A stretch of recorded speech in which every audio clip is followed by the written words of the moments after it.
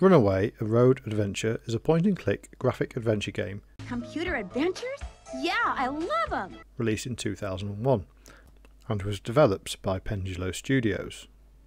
It follows a bizarre adventure with a student called Brian Basco. Yes, my name is Brian Basco.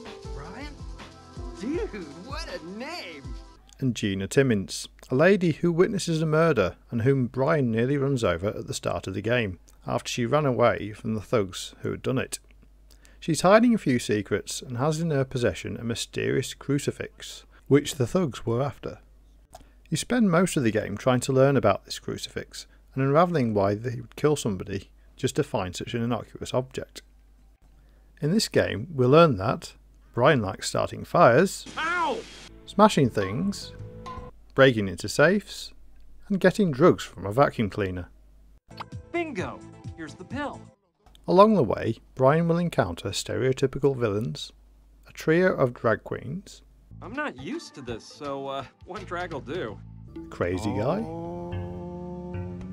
hunky men, a stripper, another crazy guy, a zombie, and there's even an alien abduction. You'll visit such locations as a Wild West town, a giant crater, a museum, and a hospital storeroom. It all sounds like it should have you salivating for more. But, hold on, let's talk about its flaws. Unfortunately, this is like a lot of typical adventure games from the era it was created in, and suffers from perennial issues of the time. The first of which is that it has no hotspot highlighters, and this makes the game incredibly frustrating at times as you try to hunt around the screen looking for extra objects. Some of them have clickable areas virtually the size of a pixel, and so you may think you've got everything, but you'll often find you'll get stuck and then have to go hunting around in a number of different locations to see what it was that you'd missed. I must admit, very early on in the game, I gave up with the tedium. I turned to a guide, of which fortunately there are very many. More books, more objects.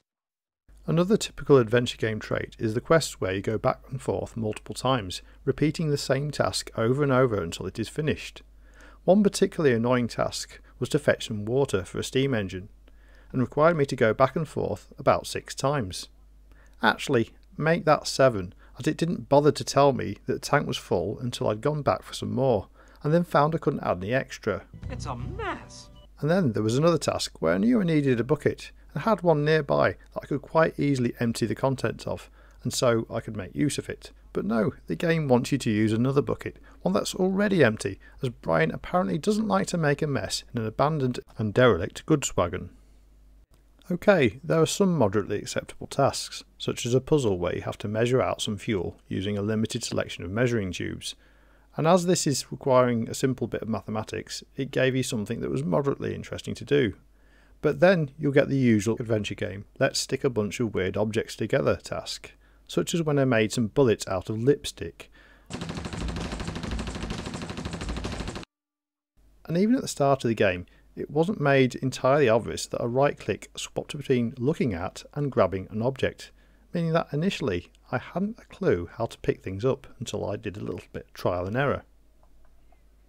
The game's story isn't much better, being mostly forgettable for a good chunk of the game, which took me around 11 hours, and it really only picks up later in the game once the plot finally makes sense.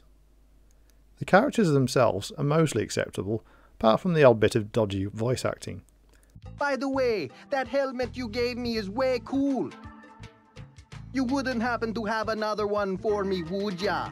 And the visuals of the game remain good enough, despite being 2 decades old. And this is due to it using 2D cartoon style graphics that look almost as fresh as they did when it was released. The music and sounds are nothing particularly special, but function well enough, and the game was mostly bug free, apart from a single text error, and one time when I couldn't click on anything and had to close the game with Task Manager. Considering I was running a very old game on a modern Windows 10 PC, it did rather well, and the slightly stretched graphics from running the game in 1080p widescreen were to be expected. The game also allowed manual saves, and you can restart any chapter from the main menu.